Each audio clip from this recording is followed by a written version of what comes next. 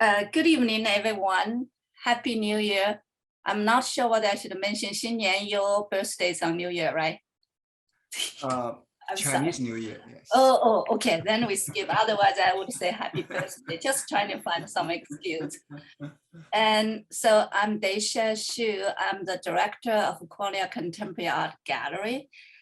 And before I get, I want to say a few words about our gallery. But before we get there, first I want to introduce the panelists.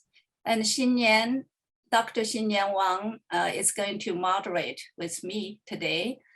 And Nathan is an artist and it's the artist for tonight.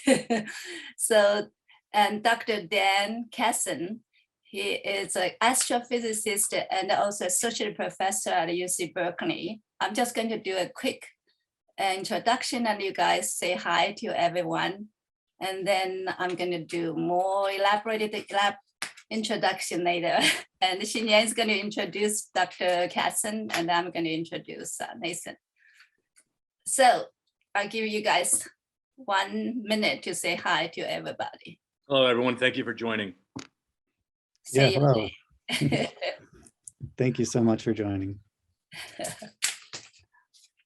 Xinyan, your voice disappeared. Yes.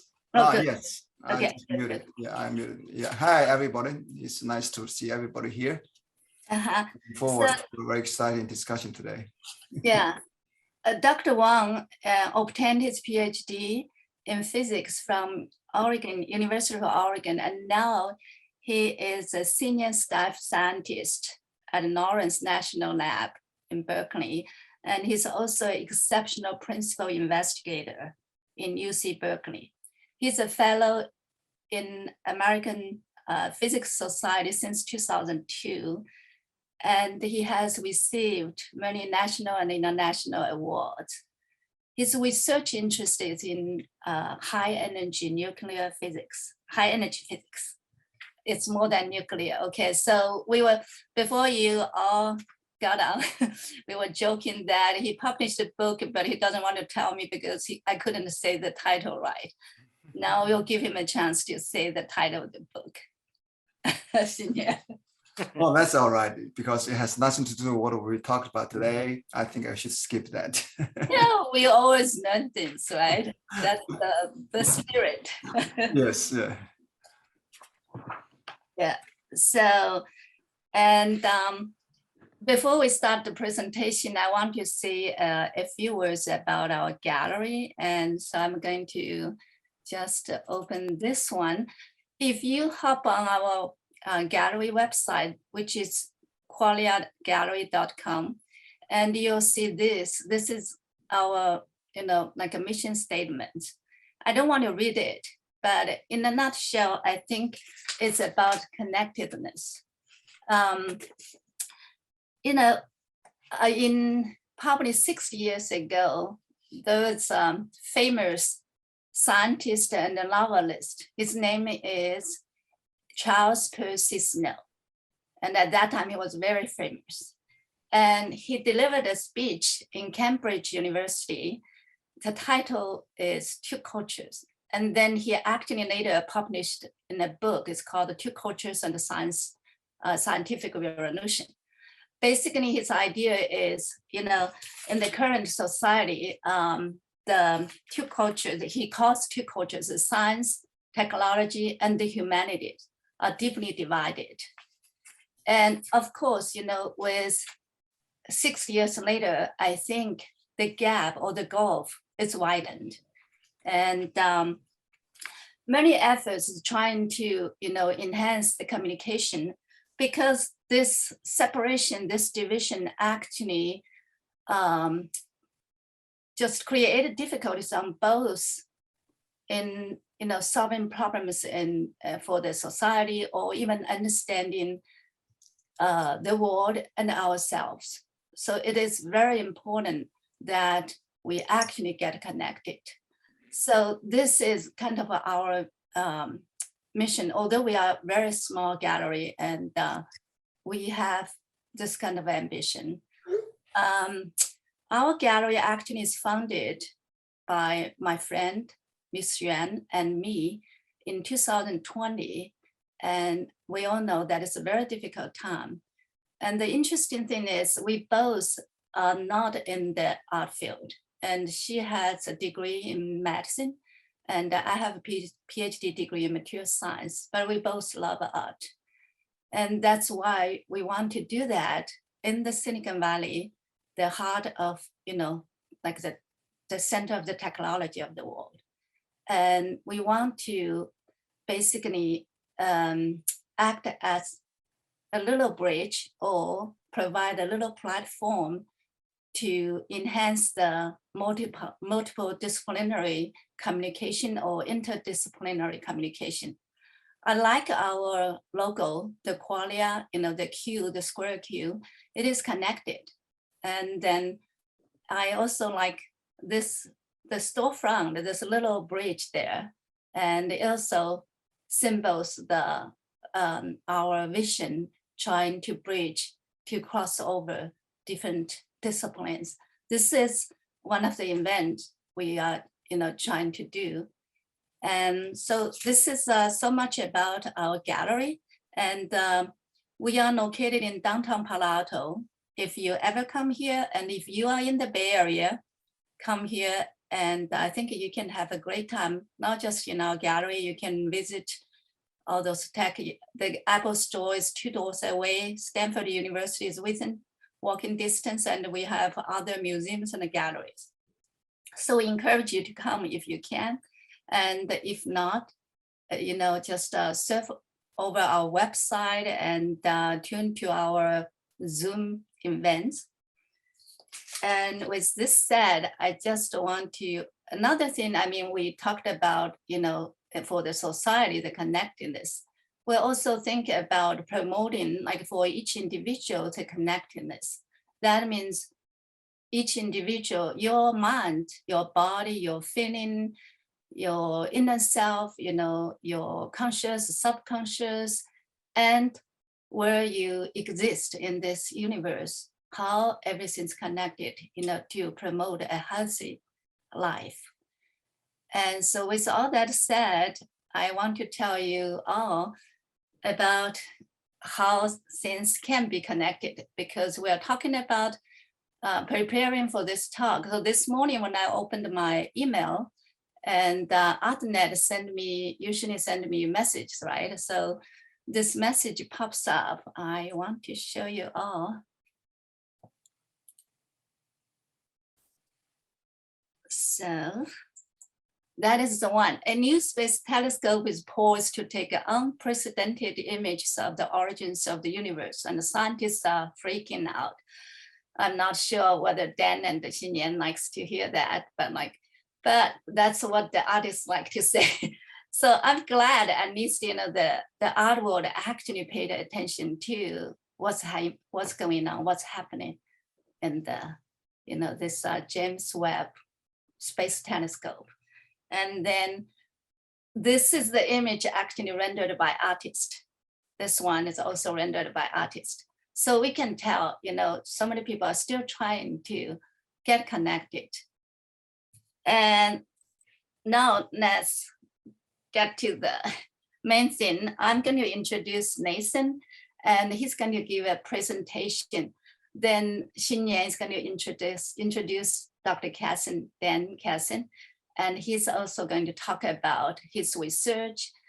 And then we'll open to the audience. We can ask questions, and the panelists can ask each other questions. So that's pretty much the agenda for tonight.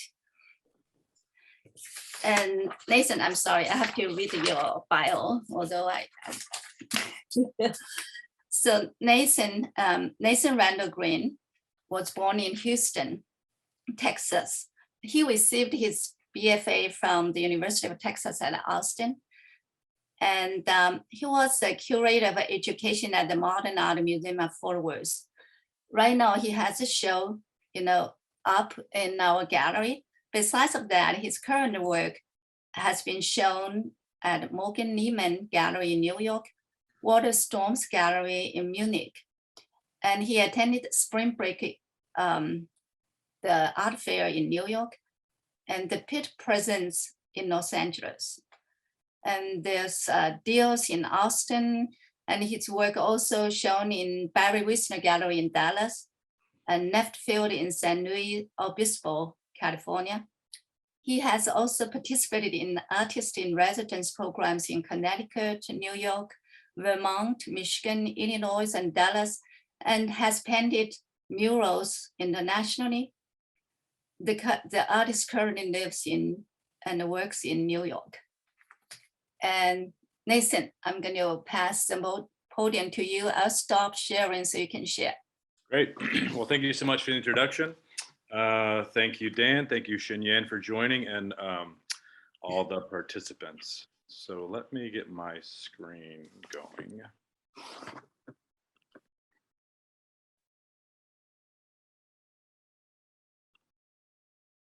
Okay. So this is me. This is an image of me in my studio. I wanted to include this to show you the scale of some of the paintings, but also to preface this presentation. I want to make clear that it's a curated talk.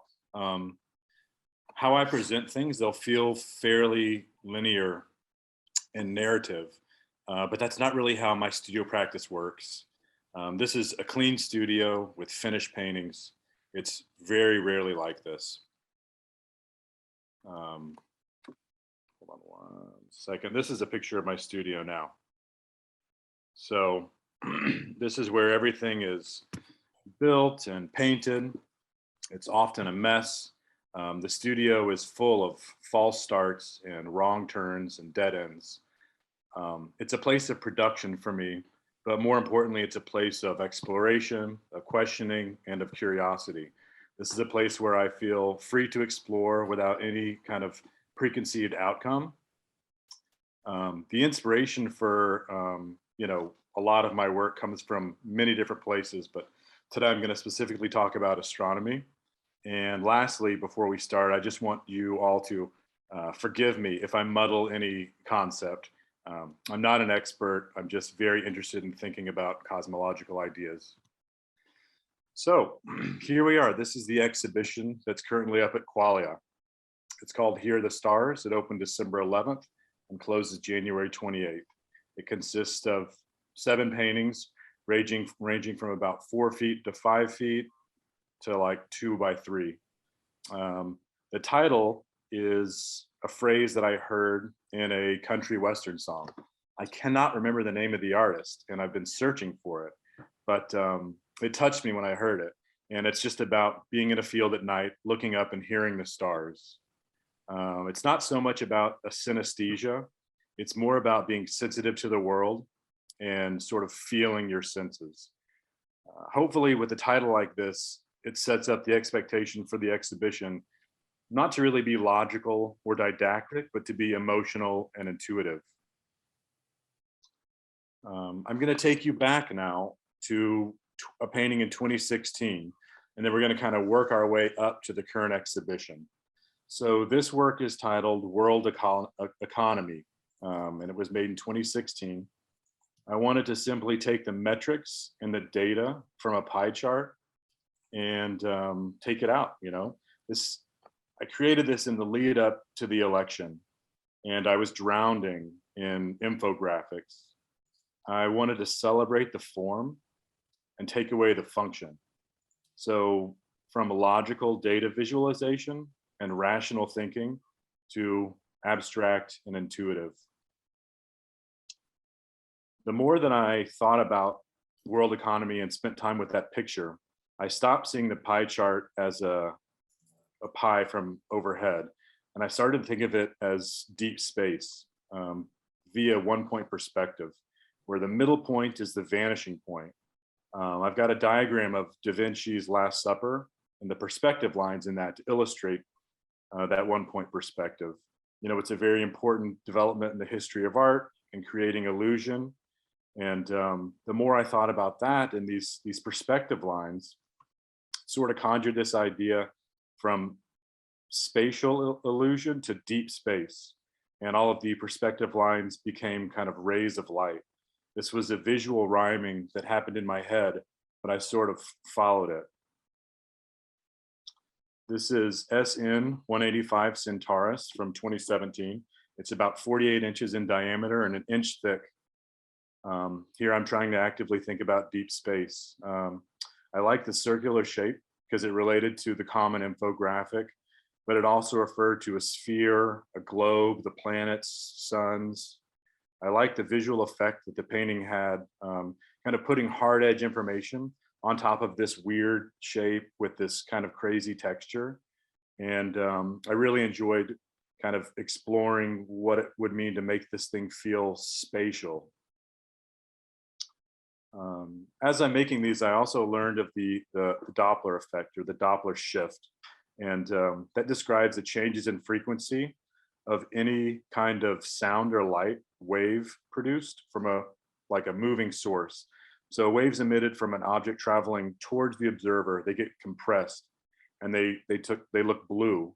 And waves from an object traveling away from us, they expand, they get bigger, and they look red. This is how we can tell if celestial bodies are moving towards us or away from us. And this really excited me, this kind of mental image of light radiating from all around. It inspired many more of these circular paintings. I wanted to continue to explore the shift from the rational to the abstract. I also gave myself the freedom to explore color and multiple vanishing points while thinking about, these light waves from distance. This is a picture of SN 1006. It stands for supernova, and a supernova is a stellar explosion. So the original object either collapses, turns into a black hole, or is completely destroyed. The brightness of the supernova can be comparable to that of an entire galaxy, and it can fade over the course of weeks or months.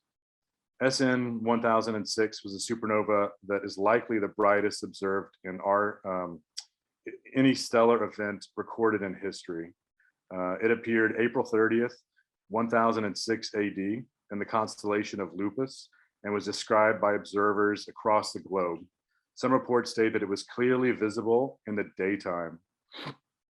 Modern astronomers now consider the distance from the Earth to be about 7,200 light years.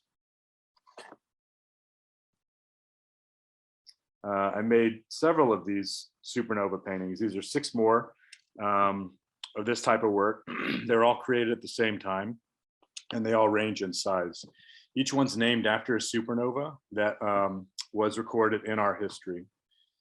I really like the idea of painting these things being these very physical sculptural tablets or stones, but they're kind of about what happens when that disappears. Like they're about immaterial ideas and light traveling vast distances. In 2016, I visited Marfa, Texas with my mother. I was included in an exhibition, so we took it as an opportunity to take a vacation. And we visited the McDonald's Observatory. It's located in the Davis Mountains of West Texas. It's a part of the University of Texas at Austin, my alma mater. And it's one of the darkest places in the continental United States. I've never seen stars brighter than out in that desert. The facility houses 4 telescopes, various sizes from 30 inches to 390 inches. This is the HET, the Hobby Eberly, which is 390 inches, one of the largest optical telescopes in the world. We took a tour of the facility, and during the tour guide was explaining that a team that was there was doing this 3-year project where they would image 10,000 different galaxies each evening for a year and a half. At the end of that year and a half, they started over and they would image the same 10,000 in order. So at the end of 3 years, they had like pictures of 5.5 million galaxies a year and a half apart. And they're basically triangulating them to figure out how and where and how fast the universe is moving. I remember just getting like dizzy hearing that. Like I couldn't believe that there was a few people on top of a mountain in West Texas that were, figuring out just this mystery of like unfathomable scale. My mind was fully exploded. And I remember sitting that night on this porch swing in the backyard of this house we were staying at, looking into the stars and just feeling like totally humbled and also infinite and awestruck and also kind of a part of it. So our galaxy has about 100 billion stars in it. Hubble's deep field image found that there are around 200 billion galaxies in the observable universe. I want to read a quote. So Carl Sagan, our sun is a second or third generation star. All of the rocky and metallic material we stand on, the iron in our blood, the calcium in our teeth, the carbon in our genes, were produced billions of years ago in the interior of a red giant star. 2017, I found out my wife was pregnant. From the vastness of the universe to the tininess of a fertilized egg, I was in awe of all of it. This is kind of the emotional place that I want to create art from.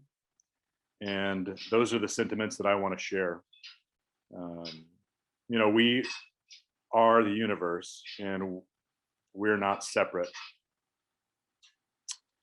From thinking about stars exploding to the universe ever expanding, I wanted to create a work about growth and creation and compare it to the inflationary epoch. It's the period in the early universe where it underwent like exponential expansion. This was, me trying to make this picture about the inflationary epoch is sort of an exercise in imagining the unimaginable. I used this reference image on the right, and it illustrated time axis moving up with Y and X to the left and right. And I wanted to use that same kind of visual language. I wanted to stick with the kind of pie chart painting style that I was using. And I didn't really want this to be instructive or didactic. I wanted to make abstractions that weren't really meant to illustrate, but that were more meant to like conjure clusters of ideas. This is IE Parallax from 2018. Again, thinking about time as this axis moving up and everything exploding from these 3 points that move left to right, spreading out as they get larger and changing the color and temperature. As I was thinking about this kind of expansion and this time axis moving up, I also was thinking kind of in geologic time scales and about these layers compressing. Like listen, I'm sorry. Philip, could we disable that sound? What's that noise? Oh, sorry, that's my heater. Oh, okay. Boiler, I think there's water in it. It's a huge building. It's really cold in New York. Okay. I'm sorry. I'll talk louder. No, that's good. I don't even hear it anymore. It's like sirens. But yeah, thinking about geologic time and like these layers getting compressed and smashed down under the weight of the recent ones. And then also with that compression, I wanted the color to feel more saturated or darker as it moved down. So that's what I explored. This is just a note about the construction of these. I start with a piece of plywood. I cut it in a regular shape, and I build a panel from the back end. Then I cut it with a jigsaw. I sand it, I grind it, and then I wrap it with canvas. Once it's wrapped with canvas, I mix a slurry sort of it's paper pulp and gesso, and I sort of smear that over the surface. And when it dries, it creates this really bumpy kind of lunar texture that is an interesting sort of starting place for these pictures. I really love the irregular shape of them and the rough texture. I like that it doesn't really conform to architecture. I wanted these things to feel like they have a history. They feel weathered or eroded. I can be really rough with them when I'm making them. I can beat them up, I can sand them, I can grind them, I can scrape them. I often use them as the surface I'm working on. So they're my table and the painting at the same time. And I really want them to not to be a picture as like a window into another reality, but to be an object that is imbued with ideas.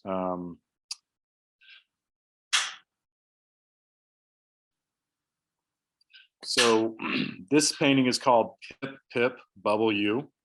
This is an exercise in kind of more of imagining the unimaginable, or these theoretical ideas. So this is a multiverse theory. The bubble theory is a scenario in the multiverse where some parts of space-time expanded faster than others right after the Big Bang. So in this inflationary epoch time period, it created all these bubbles of space-time.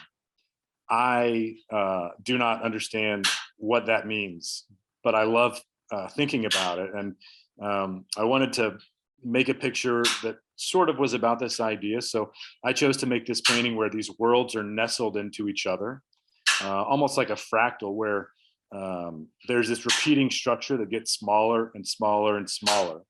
It's called Pip Pip, P-I-P-I-P, kind of named after the picture-in-picture mode on the television.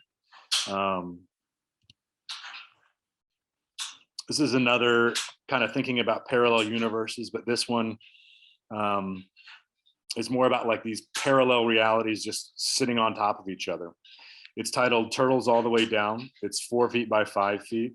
And it's kind of imagining parallel stacks or slices of time space that continue indefinitely.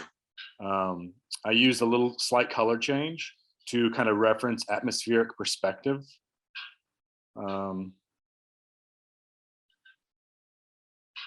This is another, when creating this, you know, my work, I often like get inspired by these scientific ideas, but I also really want to have conversations with art of the past and art history. And this painting on the right is Jasper Johns' Three Flags from 1958. Both of them have this reversed perspective, where the closer you get, the smaller the object is. My painting was decidedly a landscape format because I wanted to to really read as a place, and I really wanted to reference landscape painting. This is another example of like stacked parallel kind of images or universes or planes. And this is returning directly to the pie chart. And this is called Eternal Inflation 3 Stack from 2021. This is 23 by 29. And then from parallel kind of stacking planes to like a literal stacking of the universe. This is called ECUM, which stands for Endless Cyclic Universe Model. Cyclic Universe Model. It's the theory of cosmic evolution, and where the universe undergoes these endless cycles of expansion and cooling. So there's a big bang and a big crunch, and a big bang and a big crunch, and that goes on forever. This picture is trying to capture that, as well as these two. They're both called ECUM. They're of different sizes, 4 by 6 feet and 3 by 4 feet. In these pictures, I'm also exploring the grid and kind of mapping out my starting points. And I'm returning to the idea of compression in the structure and the size and the color. Here's just an image of an exhibition. This is called, the exhibition is called Through Triple Darkness. It was at Walter Storm's Gallery in Munich in 2020. This was March of 2021. This was a year into the pandemic in New York, which was a pretty dark time. This work is called Our Star, 5 Skies. It's created for Main Window Dumbo, which is a nonprofit public art space in Brooklyn. It's a painting in 5 parts. I really just wanted to use these geometric simple shapes that are kind of universally understood, and talk about like the setting of the sun or the rising of the sun and the changes in the quality of light. I really want to kind of conjure this twilight horizon and the sense of contemplation and wonder that accompanies that. I was thinking about seeing the sunrise and sunsets from multiple horizons, sort of visualizing the world as a sphere and thinking that kind of where one sunset, there's another sunrise. These are all called Our Star, and then different words in parentheses, but they're variations on this theme. Our sun is a star, and looking into the night sky and seeing countless stars, you kind of realize that each one is a sun. And I don't know, that really explodes my mind. Some of these pictures are trying to register time. Some of them are about multiple suns interacting with one another. Sunsets are a very common type of picture, and I wanted to see if I could find an interesting approach for myself. I also realized that I'm sort of embracing sentimentality, which is a thing that is new for me. This work is called Morning Moon. This is a site-specific exhibition in a window gallery in Sointula Art Shed, British Columbia, Canada. I wanted to create a small diorama inside a building about the experience of kind of spotting the moon in the morning, and the colorful moment as the sun is close to the horizon. As it turns out, the image, we're facing west in this picture, so there was like spectacular sunsets behind it. It's photos taken from the street, so cars driving and people walking on the street, this would be their view. There are two more paintings made about the same time, thinking about the moon and its cycles. The one on the left is called Earthshine, and Earthshine is the dull glow that lights up the unlit part of the moon because of the sun's light reflecting off of the Earth's surface and back onto the moon. And the painting on the right is called Far Side. And the far side of the moon is the lunar hemisphere that is always faces away from Earth, so it's always dark. I love the visual flip-flop that happened with this, where the sky is bright and the moon is dark. Here's an exhibition in New York, recently opened this fall, called Lightfield. It's 6 paintings. And that brings us to a painting that's in the exhibition at Qualia right now. This is called A Star, 3 Skies. I wanted to create a landscape painting, but I wanted to flip the horizon to vertical. So it doesn't feel so earthbound. It feels more celestial. I'm interested in reading the picture almost like a panel. So calling the painting A Star kind of lets the viewer know that it's one object. And so it's trying to register time. So from left to right, it's rising, or we're getting closer to it. From right to left, it's setting, or we're traveling away from it. I looked at a lot of stained glass images as a reference for this. And part of that was just kind of what comes with that, like a reverence or a sense of awe. This picture is called Twist Tiller.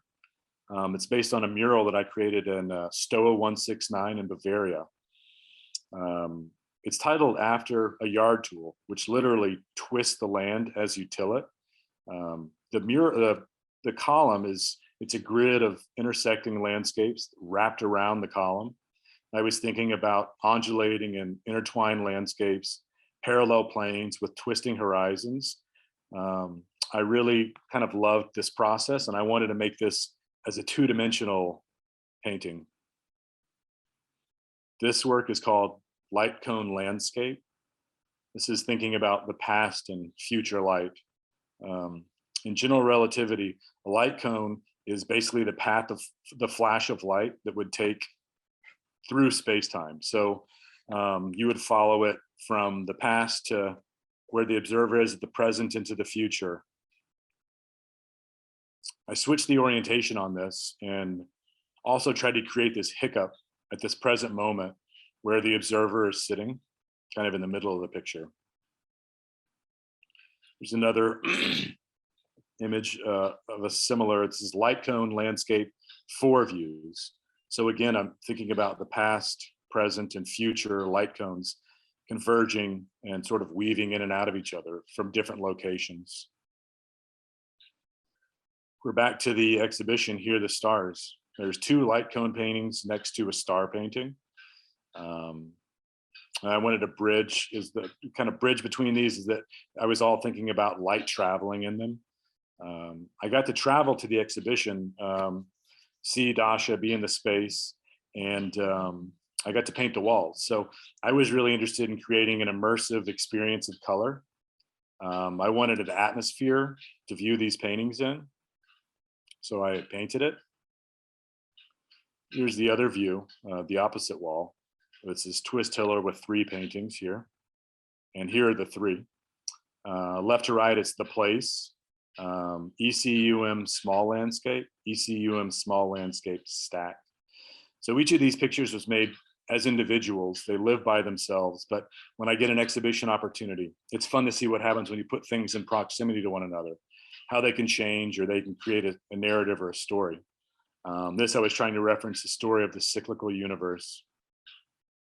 And then here's a painting from 2020 called Guide Star.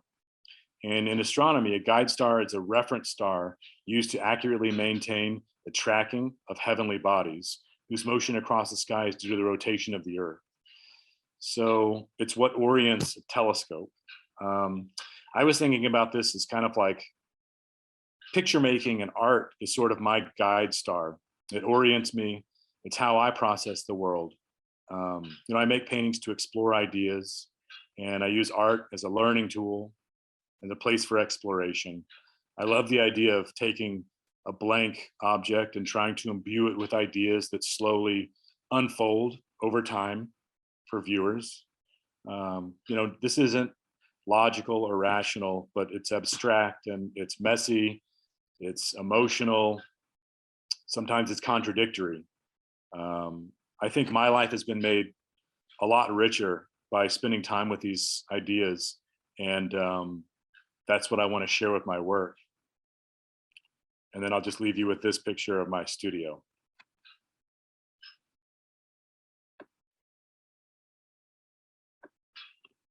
And that concludes my presentation.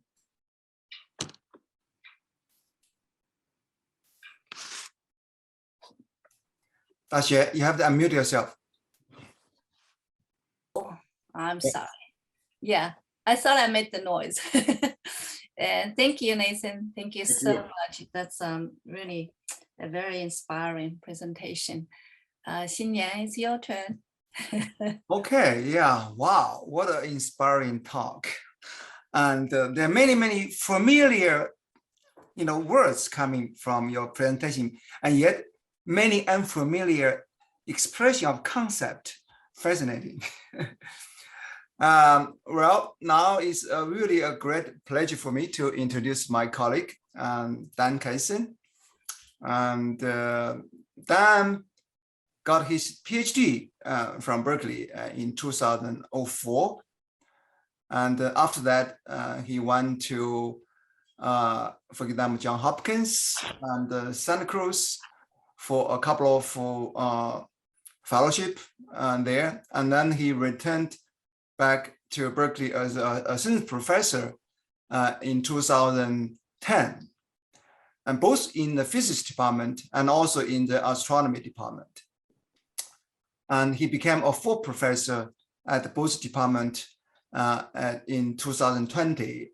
And in the meantime, he's also a faculty scientist in the nuclear science division at the Lawrence Berkeley Lab, where I also work.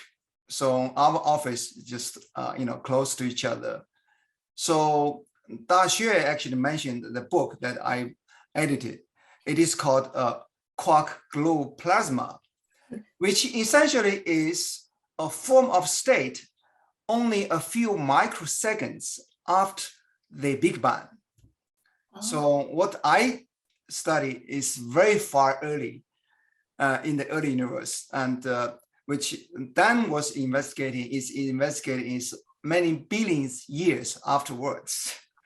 So, and Dan's specialty essentially is a lot like the evolution of stellar objects in our universe, in particular, the merger of neutron stars and black holes in our universe. And he has been doing that kind of theoretical simulation for many, many years. Only just a few years ago, there's a first sign of gravitational wave coming from the neutron star merger that vindicated his theoretical studies. So I now let Dan to tell you what he thinks, what kind of beauty he sees through his study of our universe and the cosmos. Please go ahead, Dan. Yeah, thank you, Xinyan, for that introduction. And Thank you, Dacia, for the invitation, and Nathan, it's so great to be part of something where artists are showing excitement and interest in science and seeing the connections there. And I really enjoyed Nathan's presentation because I feel like a lot of what got me into science was sort of the artistic opportunity. As Nathan was talking about, trying to come to understanding of our world, trying to represent our world in different ways, from abstract to hyper realistic. I think, as Shannon said, I study stars and star explosions as supernova and merging neutron stars. But really, I think I could be studying anything. It's more of the process of trying to come to a sense of what's around us and how do we represent that. So if I could share my screen here, and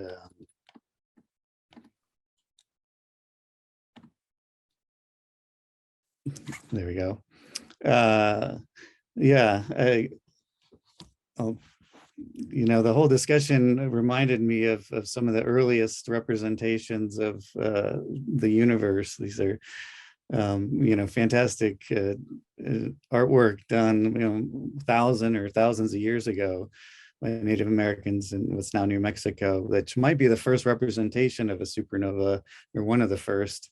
That might have exploded around 1054. We don't actually know if this representation of the moon and a star, or maybe a supernova next to it, is exactly a supernova, or a certain supernova we know, or what the people were thinking. But it's just one moment in time trying to represent the world that you see around us in a visual way.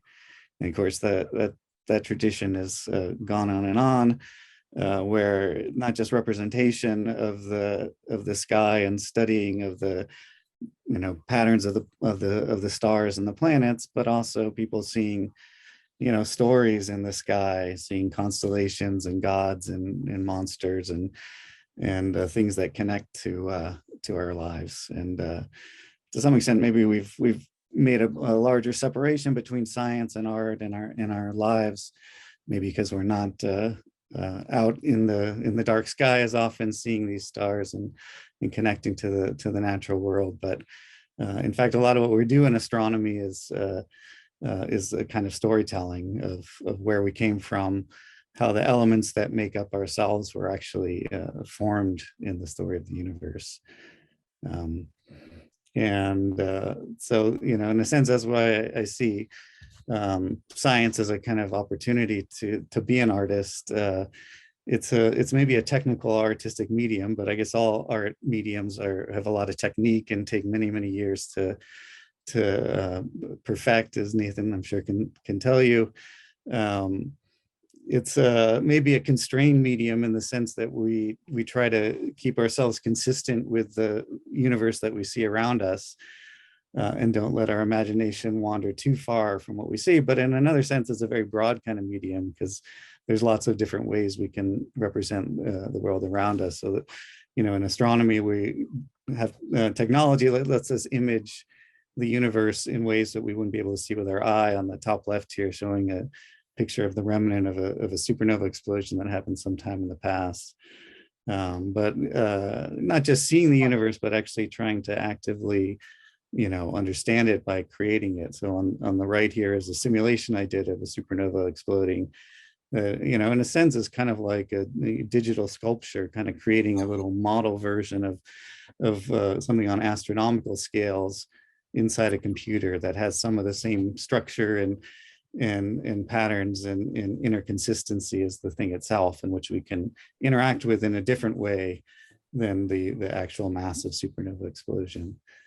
And I'll tell you a little bit about these simulations and what we're doing with them. But there's lots of other ways we express it through language and writing and talking and mathematics. Mathematics might seem a little dry or hard to understand, but it's just another way of symbolically describing in some visually appealing way structures that exist between different pieces of the universe, and then taking data and and trying to find ways to look at that data and make sense of it.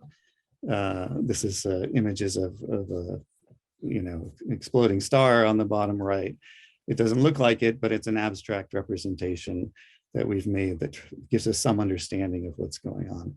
And so, from the photorealistic, very representational work to the very abstract, almost impressionistic work, there's lots of different ways in this medium that we can try to express ourselves. And it's actually a great opportunity to be an artist of a certain type.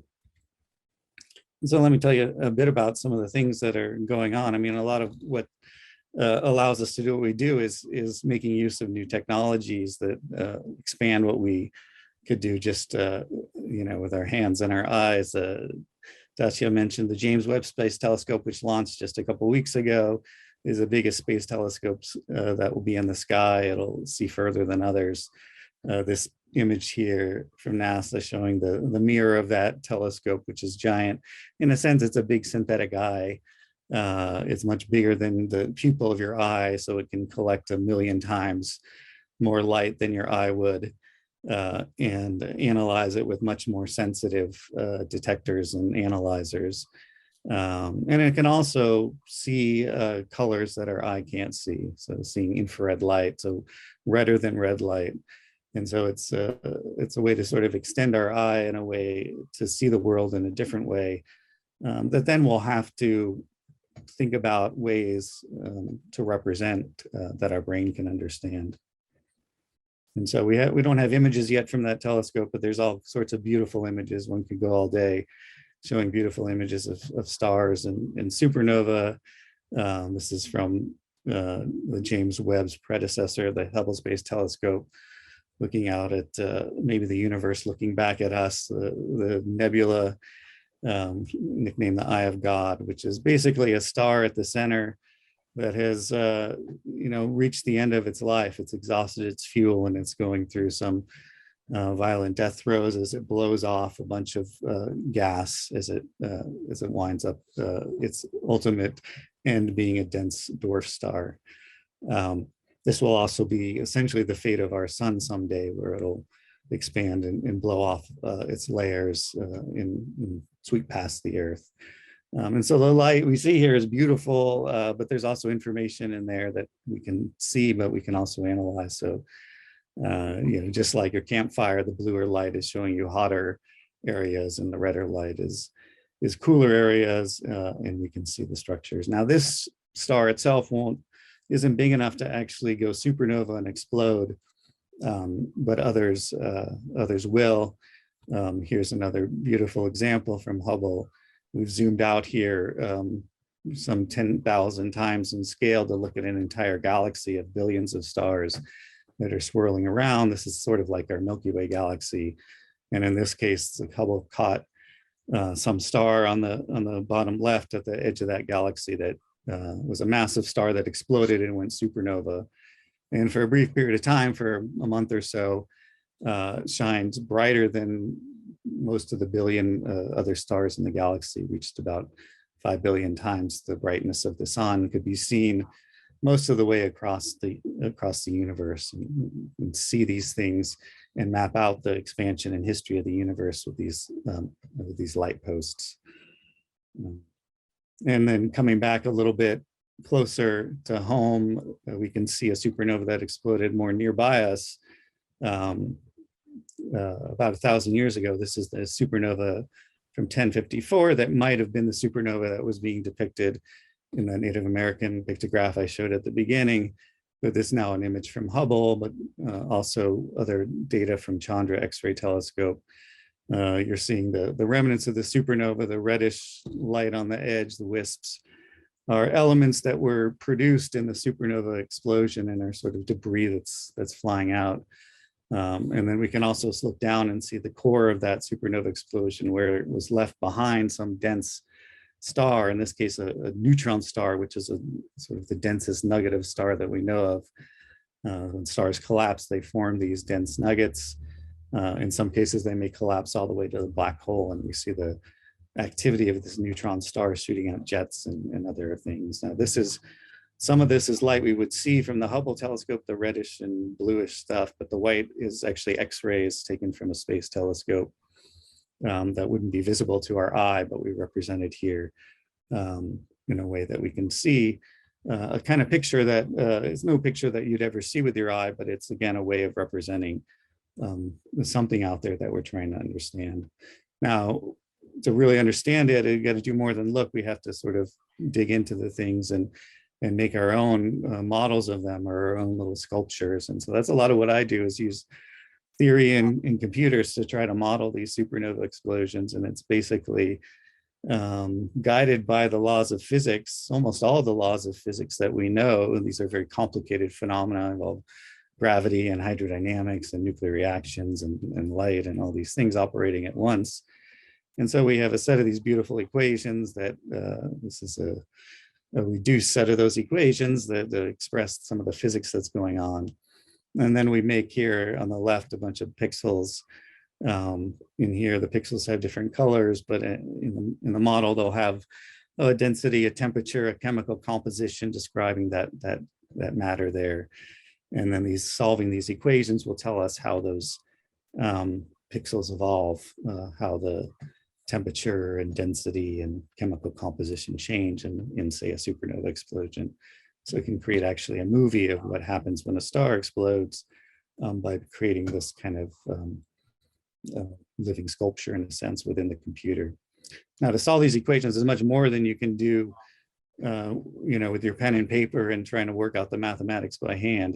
You can make simple models, like very abstract, maybe sort of like, cubist or something, representations where you do a very simple thing to try to gain some understanding. If you want to do something a little bit more realistic, you need to look at something, you need to go to these big computers, supercomputers that are being developed today. They're basically using the same technology that's in your laptop, a chip, except you'll take one of those chips, you'll put a bunch of them together on a board to make a node, stick a bunch of those nodes in a cabinet, and then you can see all the cabinets that make up this computer. And we're part of a project now at Lawrence Berkeley Lab and with collaborators, this exascale computing project, where we're gearing up to use the most powerful supercomputers that have appeared in the US, but should come online in the next year, that reach the exascale of computing, which is basically stands for about 1 billion calculations per second, which is a new frontier in computing. Some have said it's sort of reaching the level of the computing power of the human brain. I don't know how they actually estimate the human brain computing power, but it certainly can do calculations at a different level and have enabled new science that we can carry out. And so you have to write codes that will solve those equations and split up your work over all these, different computer chips, and then put it back together. And then somehow try to make sense of that as for example, a visualization. So this is, one example of a star collapsing and exploding by a postdoc I work with at UC Berkeley, David Vartanian. This is the core of the star that's reached the end of its life. It's run out of fuel and its pressure support fails, and it starts to collapse down and forms this very dense nugget, this neutron star at the center, which you'll see is this white dot, basically compressed the core of the star by factors of 1 million in volume. And then you see the energy from that hot neutron star starts blowing material off and expelling the outer layers of the star. In this very turbulent flow, you see big bubbles of material flying out. And here are these colors telling you, well, it's some physical quantity, in this case entropy, but related to temperature. You can see some, the beauty of it, and there's also information there to pull out, because in this material around the star, elements that might have been simple like helium or hydrogen can get fused into heavier elements. And we think, like, in these very extreme conditions, these sort of furnaces in stars and in these stellar explosions, is where all the heavy elements that make us up were formed. As Nathan mentioned, the materials in our body and around us actually were once inside a star like this. Other simulations of things of interest, this by David Radici, showing 2 of those dense neutron stars that happen to be together and will come together and collide and collapse into forming a black hole while shooting out a bunch of material as well. Absolutely. And you can, in these weird scenarios where you're basically ripping apart neutron stars, you can form some of the heaviest elements in the universe, we think, the gold, platinum, uranium, and other things being formed as well. Now, and so this gets to sort of the story that I'm often trying to tell, which is how, how did the stuff that we're made of form? How do we go from a universe that started out, we think very simply, just hydrogen and helium in a smooth sort of soup, to form all the elements and diversity that we see around us? Here's just a picture I like from the alchemists, showing how their representation of the elements of the universe in this pictorial form.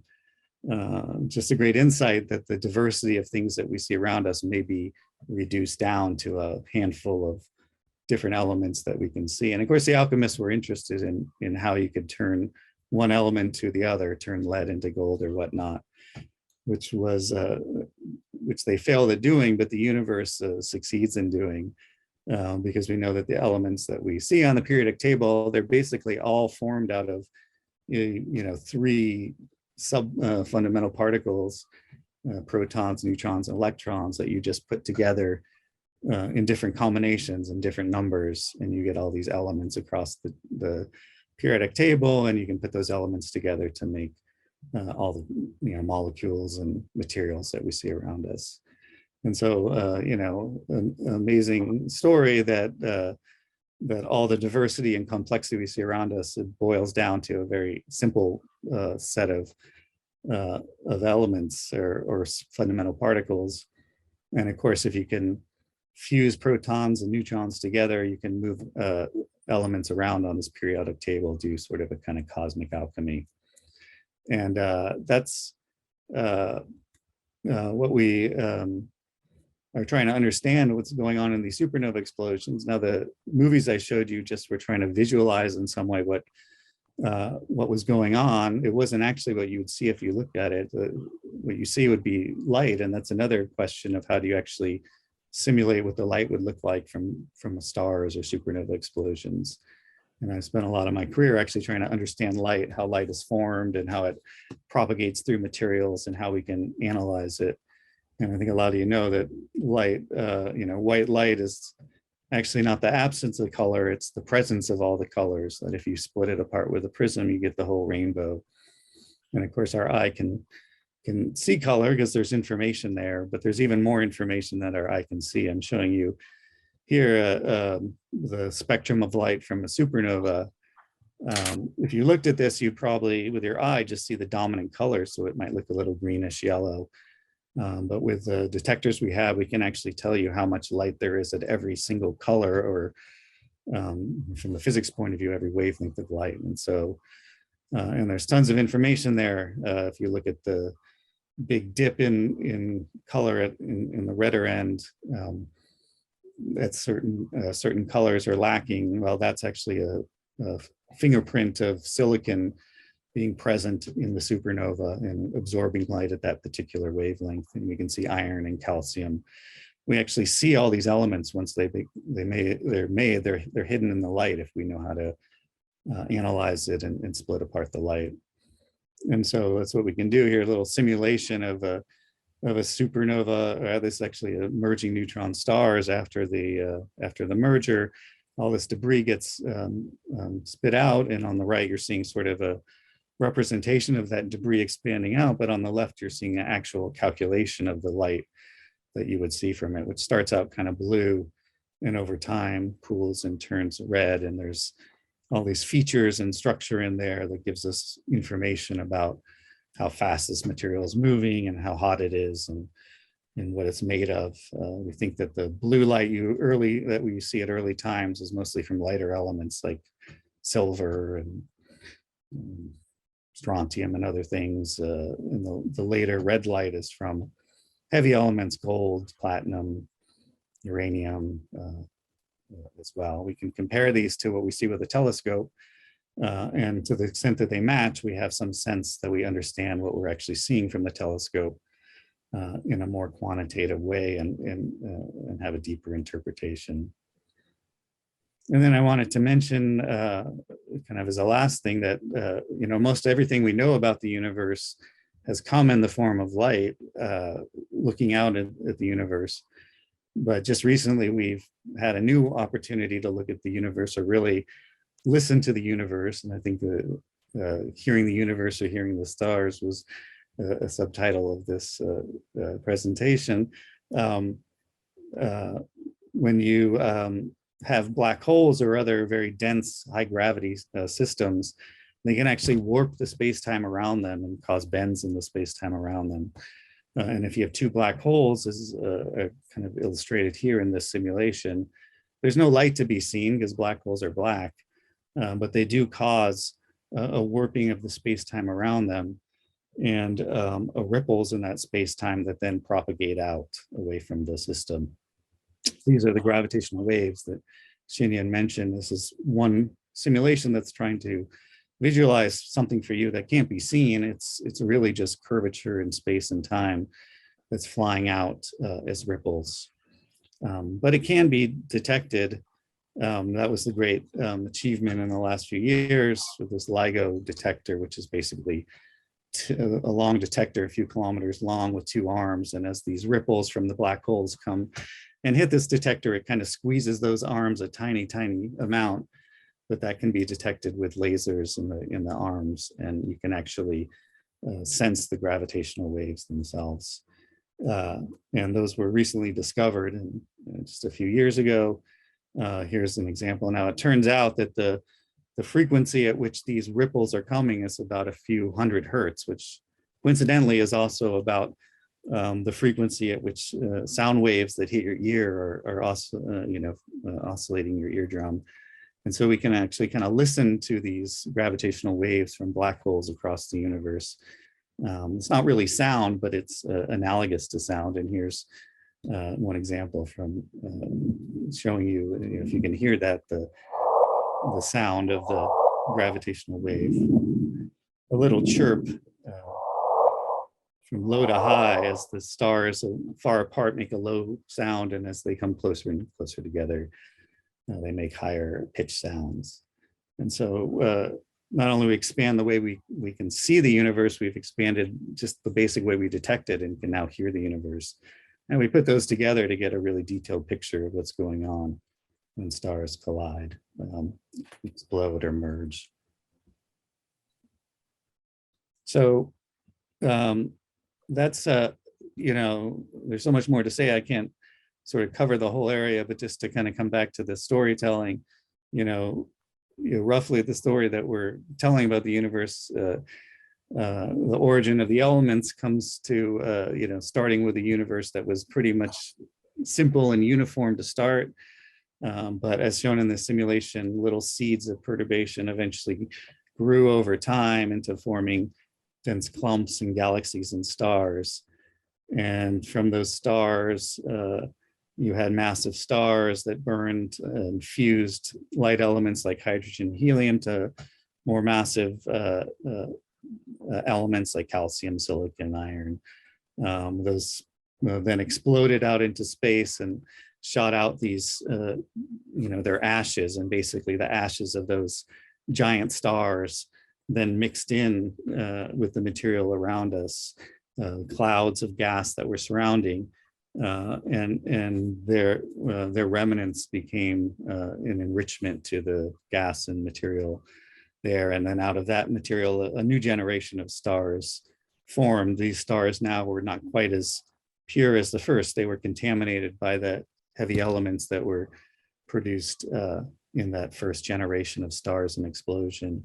And then these stars also would live and die and go supernova and make yet more elements. And eventually you'd have stars and disks around stars in which there was enough heavy elements to condense into planets. We're now taking pictures of disks around stars where planets are forming, as you can see here in this radio image of ALMA.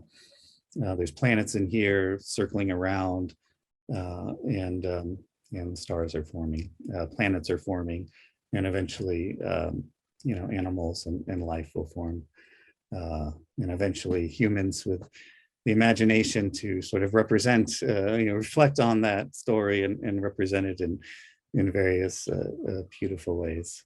So there's great stories to be told, and a lot of connections, I think, between the art we're seeing here and the science that we're doing. So I'll leave it there, and yeah, happy to talk more and answer your questions. Thank you, Dan. Thank you so much. I don't know how to express, all my feelings. Just absolutely fascinating. And the only word I think it comes to my mind is the ecstasy. That is type of a painting in the medieval time that describe those scents suddenly come out just almost like touched by God. And those images, I just wonder, I said, I left the physics. If I saw your presentation at the earlier age, I might just go to physics. This is just so inspiring. And honestly, tell you, even look at all those math formulas, I didn't get scared. I almost saw the beauty there, even this, all those very, very difficult equations. I don't know. I think Nathan, and so I'll let everyone talk, and I have questions, but I ask later. And Xinyan, if you have questions, go ahead. And the audience, I just want to tell you, you can raise your hand, then I can enable you to talk, or you can type questions in the chat, whichever way. And or just, even you don't have questions, just express whatever you have felt or your comments. Everything's welcome. Yeah, I think we probably should let the audience to think about a minute. If they have any question come up, they can always raise their hand, and I think Philip can just unmute them. They can just talk directly, or you can write into the chat. We can read out the question and comments for you. In the meantime, I think since this is a forum, the spirit of this forum is to communicate and to exchange ideas. I think if Nathan have any question for Dan, or Dan have a question for Nathan, and I think you are really free to do so. I've got a lot of questions, Dan. Yeah. Well, I want to thank you so much, man. That was just amazing. I get so much information from podcasts or YouTube videos, or it's a rare opportunity to talk to people as distinguished as you, and I just want to thank you for your time. I have a couple of questions about the gravitational waves. So with the LIGO detector, it's detecting those waves from massive black hole, like from stars exploding, right? That have warped space-time. Does it work similarly, like throwing a pebble in water, where the ripples get bigger and bigger as the further the observer is away? Or do those ripples in space-time stay the same distance and just get smaller in scale? Yeah, it's exactly what you're saying. It's sort of like throwing a rock in a lake where you create some disturbance and these waves propagate out, or when you speak, you create a disturbance in air and that propagates away from you. So anytime you move mass, which everything with mass has gravity. So if you just take a ball and start shaking it around, you're you're shaking gravity in the vicinity, and you're creating little disturbances, just like you would if you shook your hand in water. But these disturbances aren't in it, are actually in space and time themselves. And so those propagate out, and they're very weak. Gravity is a very weak force, which is why they're very hard to detect. You would never notice it moving just a baseball or something, but if you take two black holes and you spiral them in together, that's strong enough to actually feel, sense the things. And yeah, so they propagate out. I mean, the gravitational fields are super intense right near the black hole, but as they spread out, in this case over, billions of light years, by the time they reach the Earth, they're much weaker. They're like a very dim signal of light from very far away. And that's why we have these very sensitive detectors to detect it. If you're right next to that black hole merger, you would know it. Your body would get stretched and squeezed out and spaghettified in uncomfortable ways. But here it's basically just moving, these laser arms by, the size of a proton, some completely very small way. And so it's incredibly hard to detect, but you can do it. Well, now they've done it after many decades of work, and we can trace it back to the source and make some understanding of what was going on. Unreal. And that was two black holes where they were attracted to each other and they merged into a larger one. Yeah, there were two black holes. Presumably they started out as two stars in a binary system. A lot of stars have a companion and they're spiraling around each other. And if you have two massive stars, they might both explode or collapse into black holes, and then you have two black holes spinning around. And as they spin around, they're releasing these gravitational waves, and so they're losing energy and sort of spiraling into each other. And over some point in time, they'll spiral all the way in, and it's that last phase when they come together and sort of coalesce that the very strong gravitational waves are released. And so it's only a few milliseconds of time at the very end. After this system has evolved for billions of years, we see the last few milliseconds when those black holes come together. So are they detecting specific areas? Or are they just like, were they looking for the LIGO detector? Was that looking for something theoretical, or was that just there to detect that minor disturbance? Yeah, these detectors are just kind of, they sense things coming from every direction, so they don't necessarily point in any particular direction. They sense every kind of vibration around, including, cars going by or someone dropping a hammer in the lab or something. The hard part is to kind of get rid of all the noise and find that real astronomical signal. And so one way they do that is they have multiple ones around. And so they look for a signal that comes exactly at the same time at two different detectors. So, it's not someone who dropped a hammer or something. And actually, they won't necessarily be exactly at the same time because they're different locations on the Earth. And so with a couple of these things, you can triangulate to some extent where the signal came from. And actually get some directionality. And so they know roughly in the sky where it came from. And as they build more of these gravitational wave detectors, which they hope to do, you'll have even better triangulation, and you'll be able to pinpoint where to look. And astronomers are, of course, interested in that because if they sense gravitational waves in these detectors, they want to point all their telescopes at that area and see, is there any light also coming from that? Yeah. Unreal. It's very,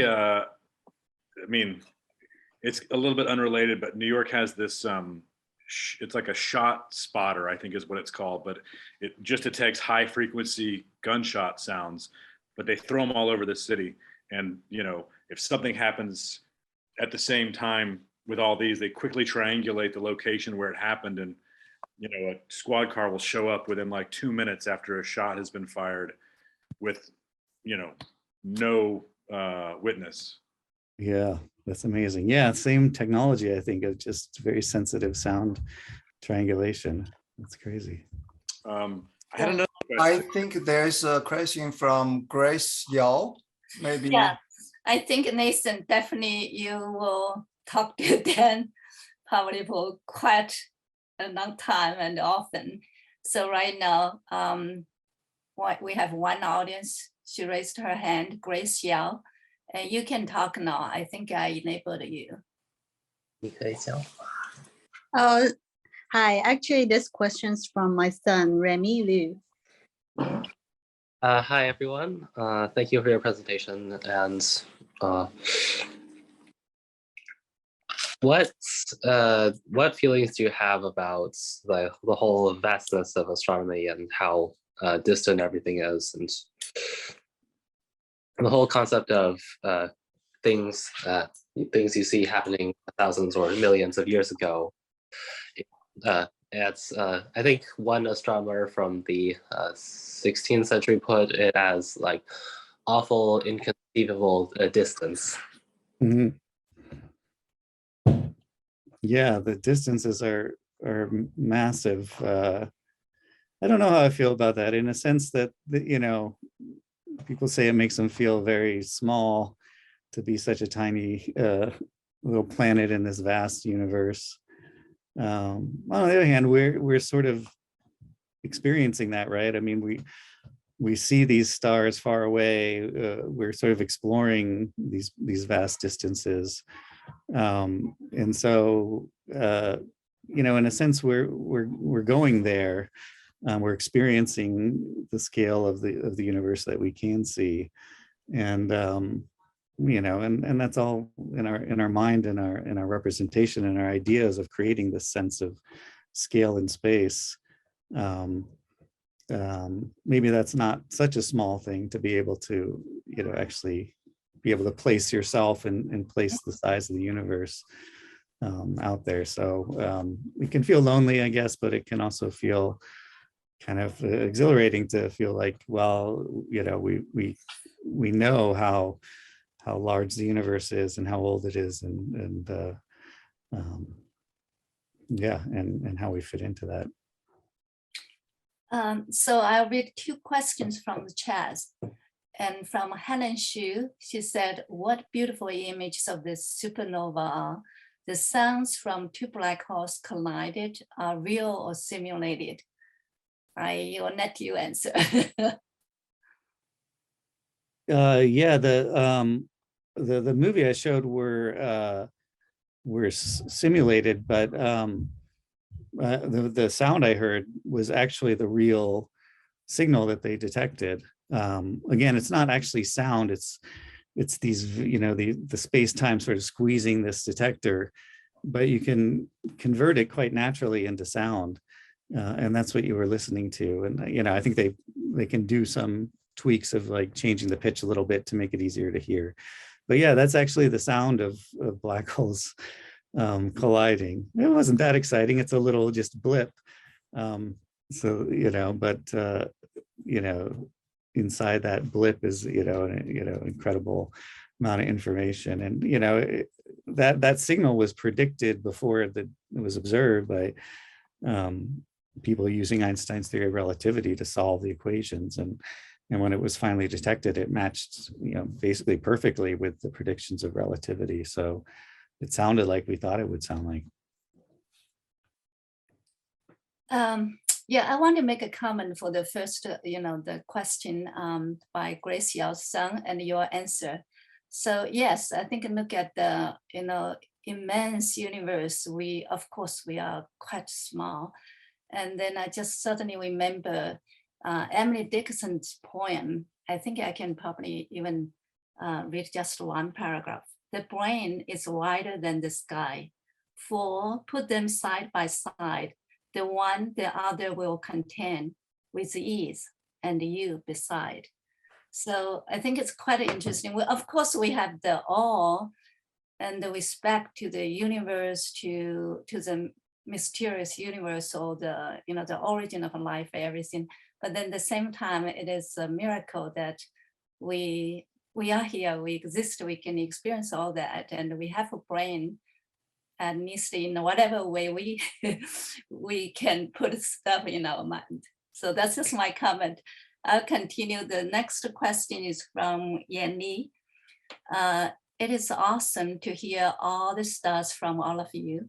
I guess it made me think about when and how the emotions and the feeling and some more sentimental stuff got injected into the universe. And I guess art differs from science, as that art express not only the beauty of the universe and our impressions, emotions and feelings and stories. Thank you for connecting some dots. So I guess both of you can comment on that. Yeah, I mean, that was, it was just very nice. It's lovely to hear that. In thinking about the previous question and like the scale of the universe, I think you can, you know, I could choose to be overwhelmed by it and to feel minuscule, but very similar to your kind of perspective, Dasha, you know, it's just amazing that we have this opportunity to understand and to think outside of ourselves and to look up in the sky and kind of figure out how things are working and how this thing began and potentially how it's going to end. And emotionally for me, it puts me in a place of like wonder and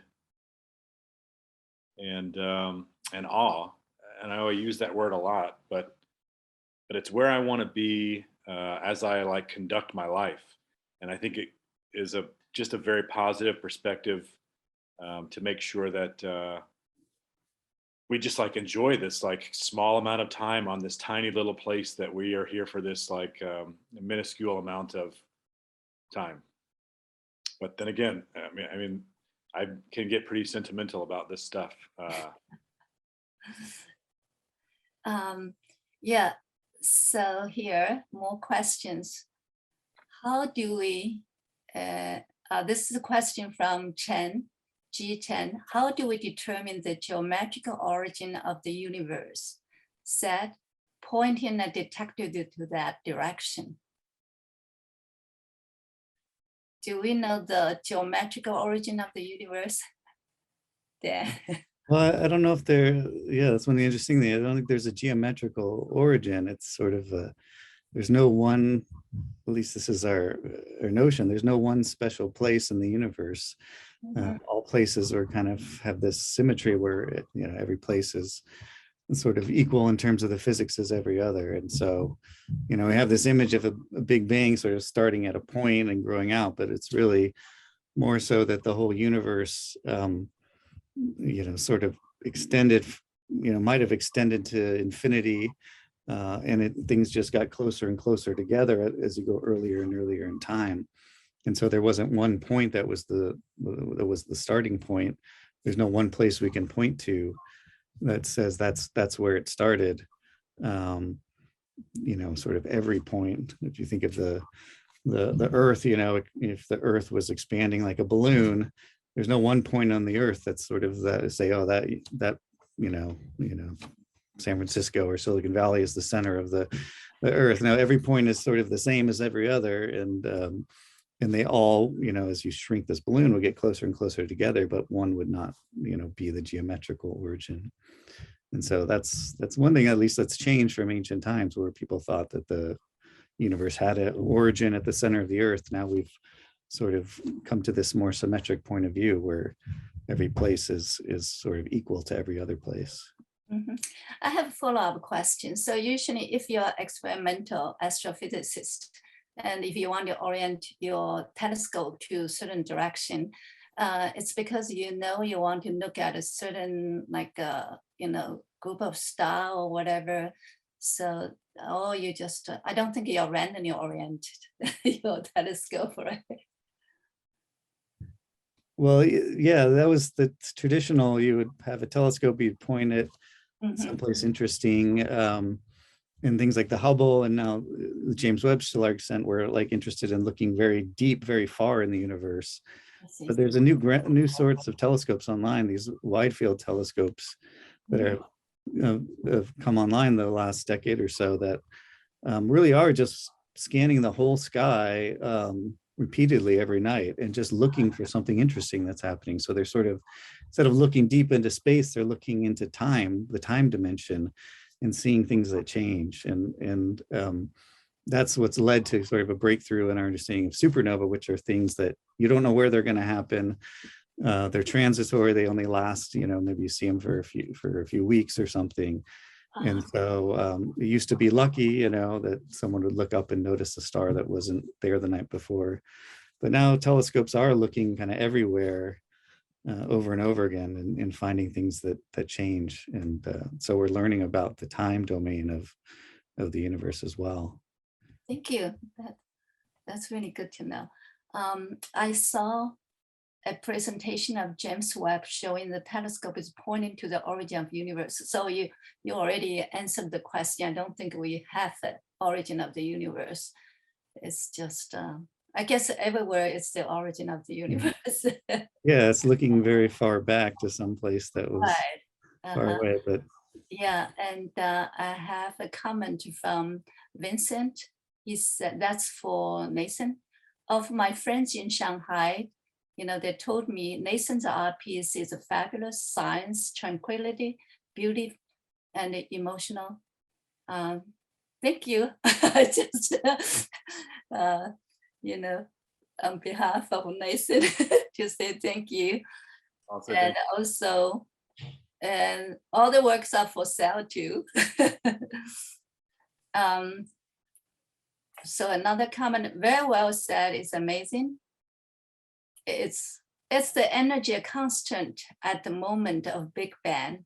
If yes, then this energy has been transformed to the mass of universe, which should be a constant as well.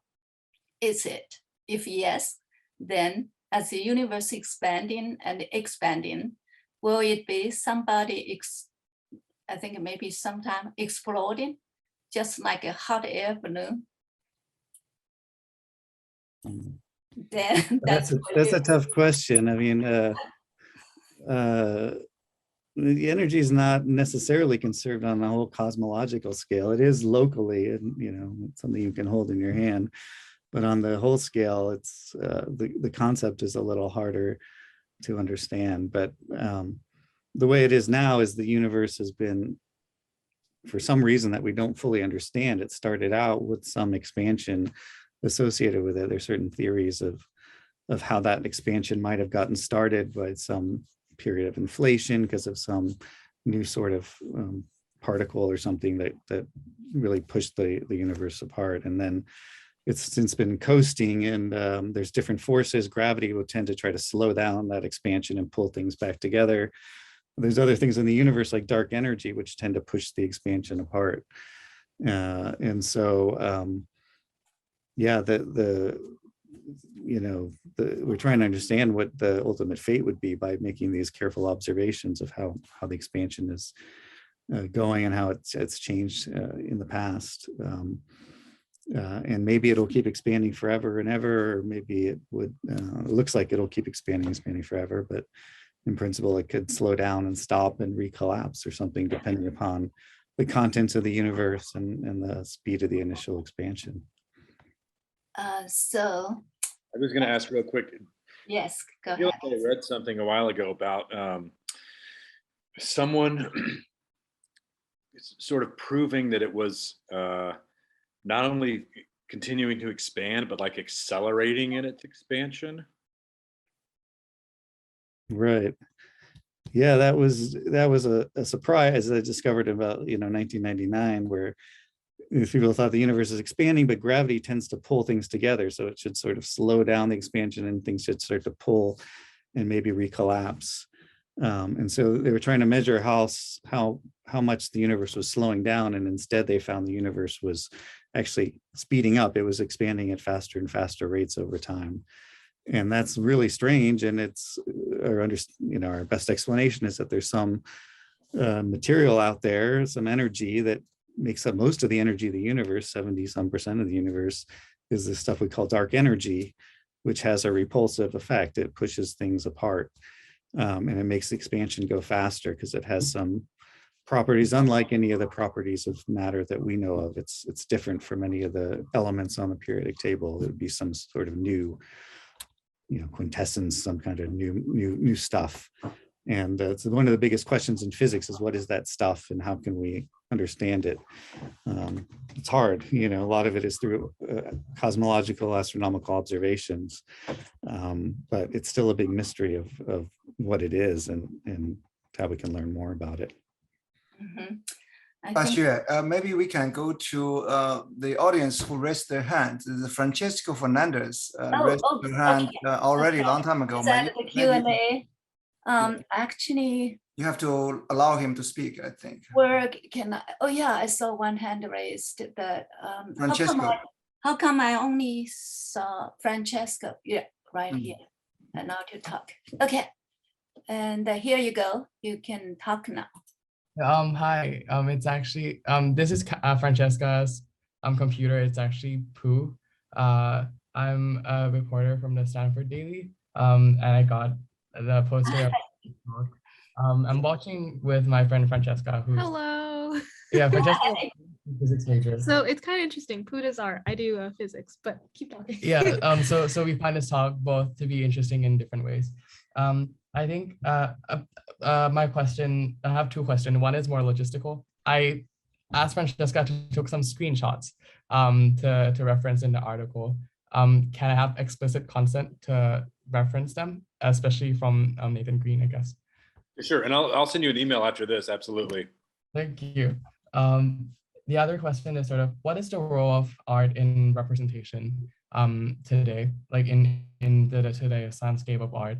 I think there's a lot of shift away from the functionalism of art in the fact that it used to represent be more representational, but now it's sort of more about becomes an artifact of what the work that the artist has done behind the work without necessarily representing it. For example, in this case, it feels to me that your work is ultimately love letter to the wonderful concepts and humbling concepts behind astrophysics, but it's not intended to reflect or visualize astrophysics in the same way that the work of Professor Kasen's or his colleagues are doing. So in your opinion, what is the role of art in representation? Oh man, well, first of all, that was well said. And then, I mean, that's a really big question. I mean, I don't think there's one specific role. I mean, I think it's a multitude. Art can be like I mean, for me, it's about spending time with ideas that put me in a certain emotional state. I also enjoy art from people that are sort of like reporters who are reporting about their life, living as this type of person in this type of place. I like art that, asks impossible questions. I mean, I think the role for art is expansive. And, I used to be a museum educator, and I would often try to explain like what the museum was to small children and, why we should look at and think about these things. And I never came up with kind of an exact reason, just besides the point that it gives you a different perspective. And the more perspectives that you can have on this life, I think the better it is. So, it's a way of storytelling, it's a way of reporting, it's a way of, it's poetry. I mean, it's all these things. And together they make like an entire world. But I think if art was only doing one thing, we'd miss out on a lot of interesting aspects of life. Thank you so much. Thank you. And Xiaoze, you want to talk? Okay, hi. Can you hear me okay? Yes. Yes. Okay, my name is Xiaoze. I'm an artist, and I have been to, I was at Nathan Green's exhibition opening, and by now I'm quite familiar with his work. And so tonight, just to hear more about this topic, particularly from Dan, to hear about and think about the universe, supernova, black holes, it just warps my sense of space and time already. But my question is about the relationship between art and science, or between artists and scientists. In the Renaissance, we see the unity of art and science as one, right? So, and I like this concept of the Renaissance man. And after that, of course, art and science sort of has gone different directions and take on different functions. And even in science, which is a big word, there's all these specializations, right? So when I think about modern and contemporary art, there are so many artists whose work have been inspired by science. Even though in many cases, the artists may not understand this, like some scientific concepts very accurately, or at least not in the sense of, a scientific kind of sense. You can vaguely understand something and get inspired, right? And the artwork may be okay, even if it doesn't get on the real core of the scientific substance. But thinking about the other direction, do scientists sometimes get inspired by art in specific ways? I mean, besides enjoying it, the beauty or the kind of philosophical aspects of art, are there any specific things that scientists sometimes get out of art? Otherwise, it seems sort of like, artists sort of rip off science the whole time. So it's not a super specific question, but I guess it's maybe will lead to some interesting examples, I hope.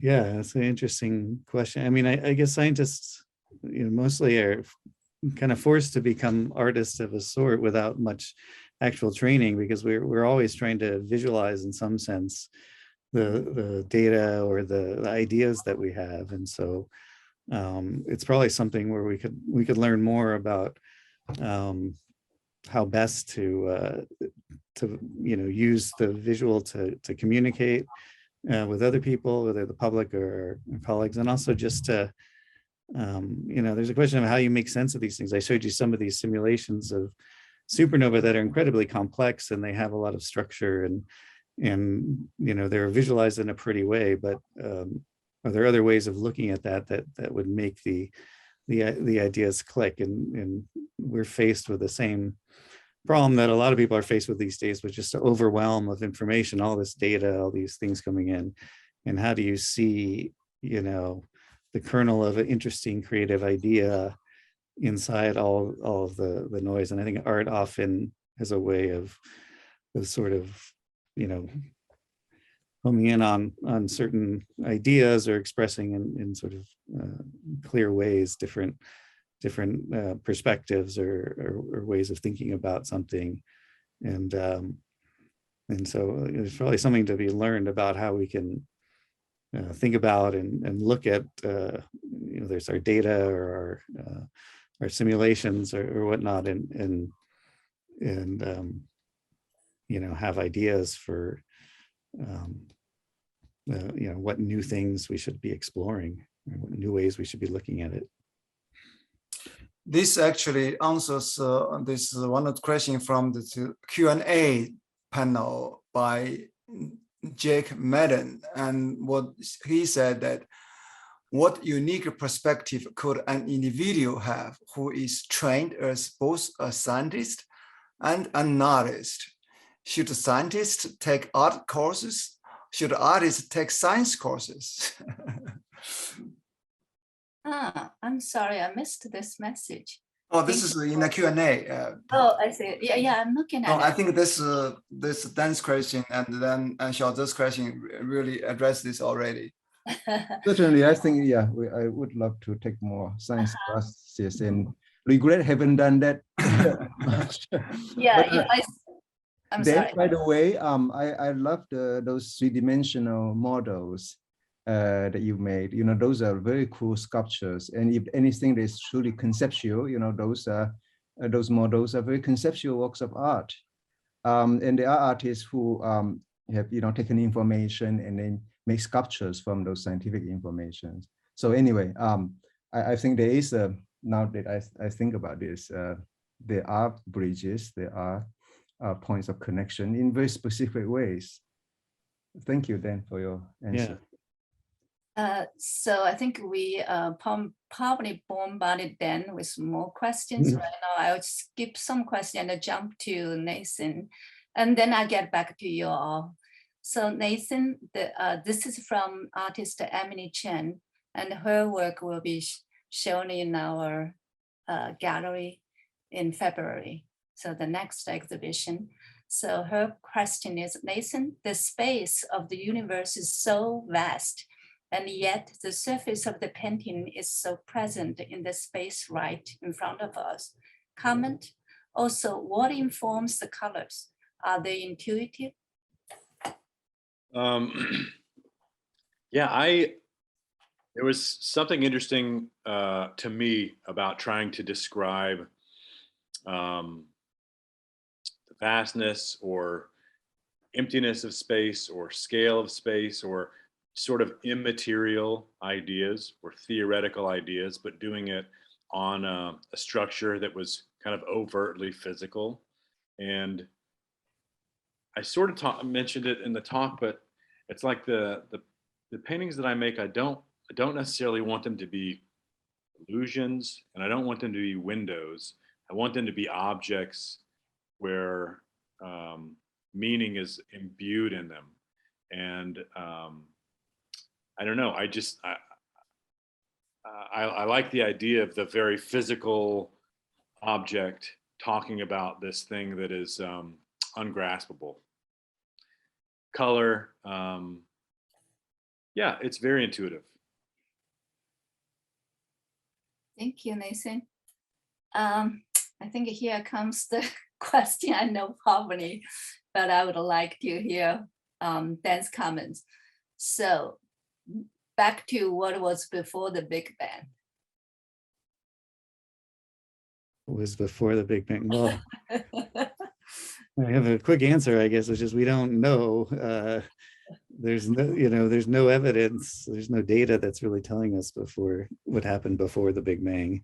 And in fact, our laws of physics sort of break down as we approach the fractions of a second before the Big Bang, when things were so dense that new physics, we think, probably took place. So we don't know. I mean, there's different speculations that there, I think Nathan mentioned the multiverse, where there could be a case where you have a space and time, where you have little points in space and time that sort of form little bubbles that start a very rapid expansion due to, it could be just quantum mechanical effects, that there's some change in the energy state, and then maybe you have a bunch of these bubbles going off everywhere. And that's not really a great explanation of what was there, but it might show that the universe might have sort of naturally percolated. There might have been little bubbles kind of boiling and growing everywhere, and we found ourselves in one of them. It's an interesting idea, hard one to test, because we're limited to making observations in our own universe. So it relies a lot on our theoretical understanding of do the physics really support this idea that maybe our Big Bang was just one of many that happened in all these causally disconnected other universes. Thank you. And so Emily says, thank you. A good explanation. And another question from Tommy Fitzpatrick to you. Nathan, how do you think about color in your paintings?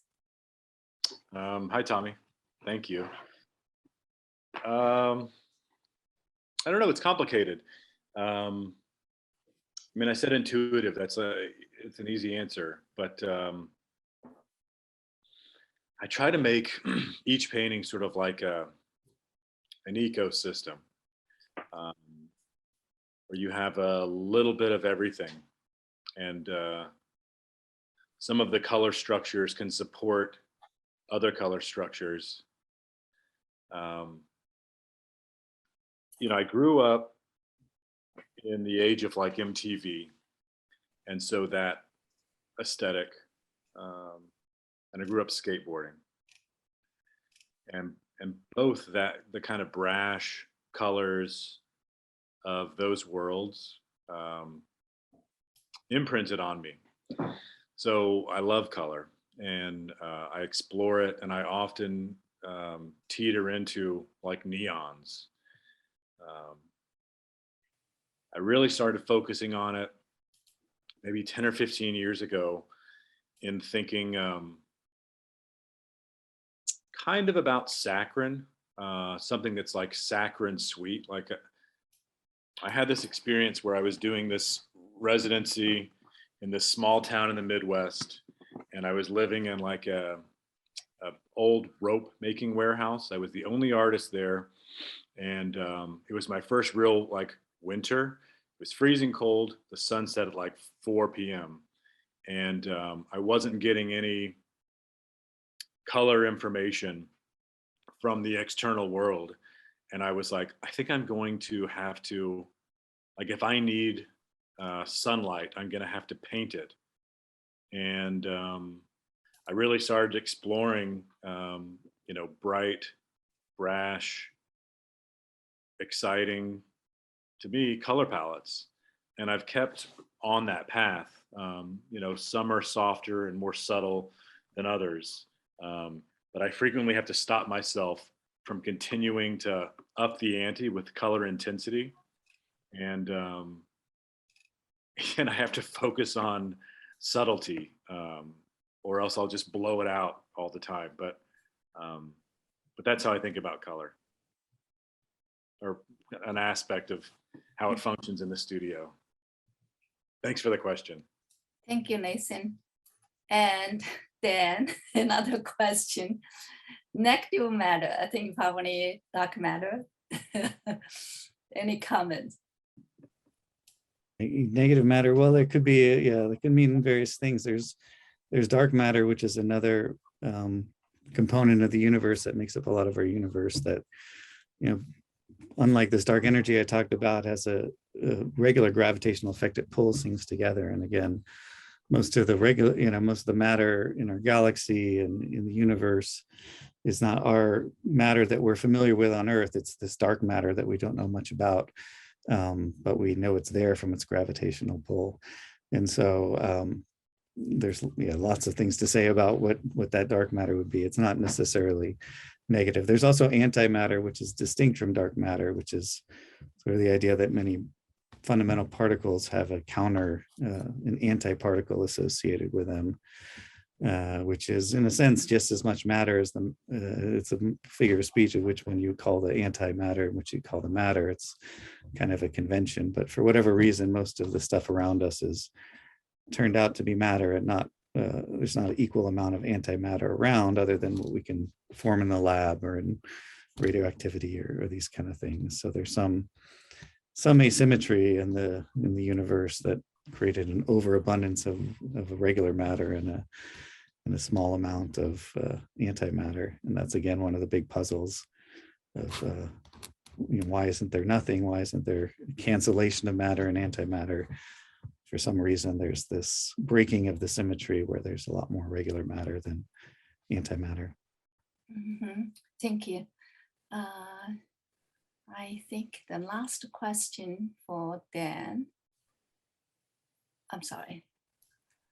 I thought somewhere here.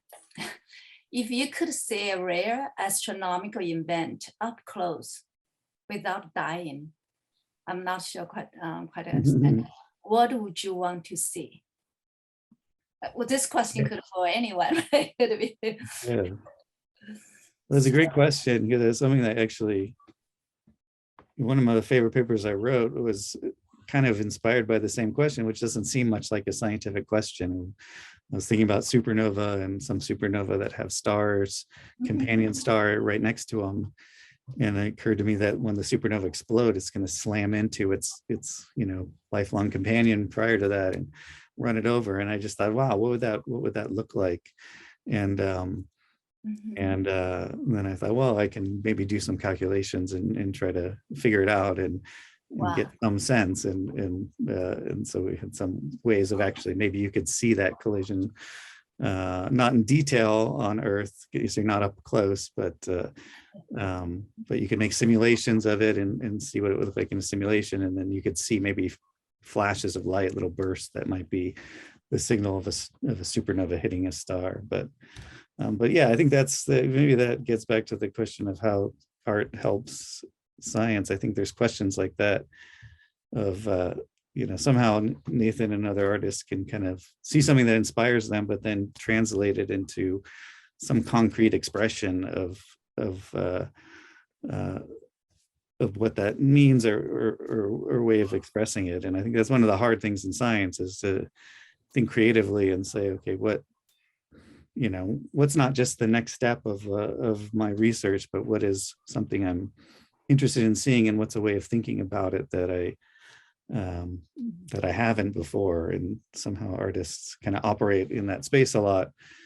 Scientists do as well, but maybe you could learn something about how you kind of operate in that sort of undirected way, where there's nothing telling you have to draw this supernova the way you drew it with this line. Somehow that inspiration hit, and it's a real mystery where that comes from, of doing something really new.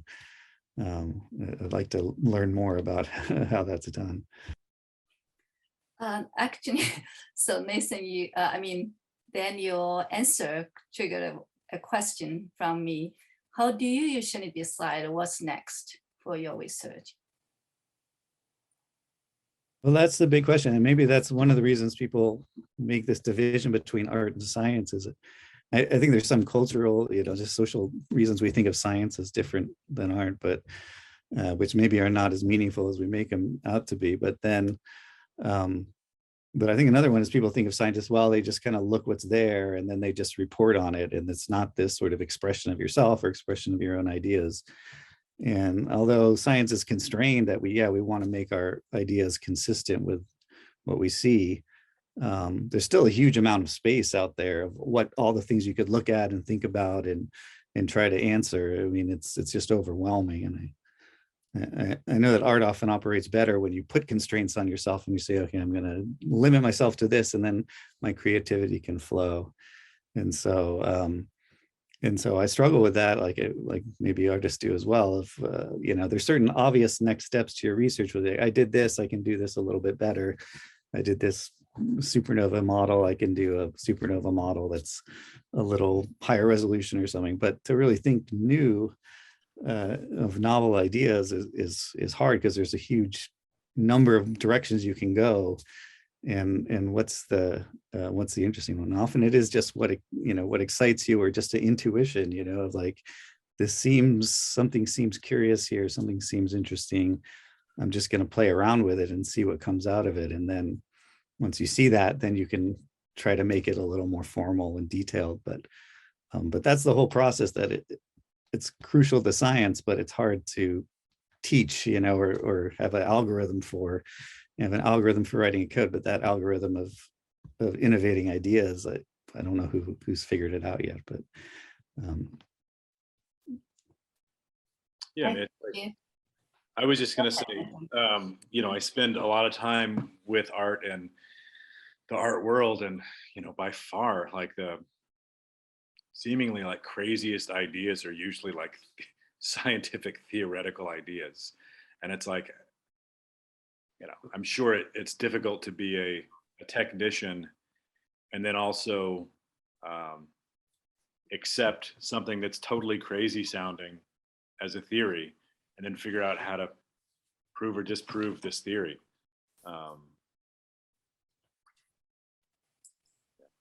Yeah, I think there's a huge amount of technical work that comes in once you have that idea. Getting the idea is hard. Once you have it, you can kind of work it out. There's this exciting phase where you can figure it out, and then sometimes it's drudgery to kind of do all the technical details. And then well, it's the creative, like, bolt of lightning that hits you, that then an artist is like, all right, now I have to build the thing. I've got to stretch the thing. I've got to paint the thing. I've got to get the colors for the thing, the right brush. Right. For the, you know, you Yeah. live lightning strike. Yeah, it's that, right. The lightning strike is the hard thing. A lot of times it comes by, you know, accident or even mistake, you know, you did something you didn't really plan to do, but then it turned out to be kind of interesting, and then you explore it. And so there's sort of this nonlinear sort of wandering around and trying things and just, the kind of intuition, which is sort of tapping into that inner computer, that the exascale computer in your head that you can't, you know, articulate all well, but it's kind of processing back there, and it gives you some sense of like, this might be an interesting place to go. But it takes a lot of failure, I guess, of trying things and realizing, oh, this didn't work out, or this is not actually that interesting. And I don't think we talk about that as science. It seems like, oh, you just do it right and you keep, you know, following the rules. But actually, a lot of science is trying things out, getting it wrong, and then trying something else, and kind of wandering your way to finding the right thing eventually, and knowing where to put your time and what's going to be promising. I think it's very interesting because you both mentioned the word intuition. I think intuition plays a very important role in creation of artwork, or, you know, science discovery, or new technology. And we are running out of time. I think we actually run over time, almost 30 minutes. But it is such a, you know, just a great event. And then the images you have shown is just like a mind blow, you know, blowing. I will personally sit to watch this again. So Nathan, the last question, not a question, it's a comment. Your paintings act as a prison of pigment. The light you need is there around you, mixed as a white light, but your paintings isolate the wavelengths that are important to you, almost like a filter and an amplifier. Thank you. So it's just a comment. And I just want to say that last thing, it's actually quoted from Nathan. He said, my painting is not a window, but an object of imbued, you know, if imbued with ideas, concepts, or, you know, feelings, whatever is there. I really love this concept. That's why most of the time I tell people, you know, when they come to the gallery, or they don't even come to the gallery because they say, I don't understand art. I don't understand, especially contemporary art, abstract art. So I just want to tell people, actually art is not exactly just for you to understand. It's not a window. You want to look at it, you want to analyze it, and then you summarize it, you can walk away. I think it's really something you should immerse in it and have a dialogue with it. I believe somebody said, you know, sometimes when your mind is still, actually a vast intelligence actually emerges. And I want to thank all the panelists, you know, Dan, Xinyan, and Nathan. This is such a great event. I really appreciate all of your, you know, effort. And I just love it so much. I just mentioned, you know, we watch it. And thank you all for the, you know, joining us for this event. And good evening, good night, I think. Thank you all. Thank you. Okay, thank you. Bye. Well, thank you, everyone. Thank you. Bye. Bye, Nathan. I know it's a little late. You can just hop out. Then I just hope somehow we can get it to another presentation. It's just so. I cannot find the right word. It's Thanks. Yeah, it's so fun to fantastic and mind blowing. Just it's like an open my mind to see totally different things. Yeah, it's also a great pleasure for me to get involved in this and then be part of this event. Jinian, thank you so much. Without you, we couldn't get connect to Dan. And also, maybe one day you should talk about your you know, Well, you when go you first small. raised this idea, Dan is the first person name that came to my mind for this event. I think this is. But we'll I get think- you to a I think I made the right decision on this. Right? Yeah. But we'll find the artist to match you. You have to give a talk. And yeah, then I hope we can find another opportunity maybe for you to give a full presentation. It's I think it's just you are so artistic and you are such a good presenter, you know, presenting things. Yeah, it's just beautiful. And I mean, Xiaoze asked the question. My question for you was, you know, the image and everything looks so beautiful. I just think you probably are very strong, like visually. I'm thinking you definitely have using this talent in your research.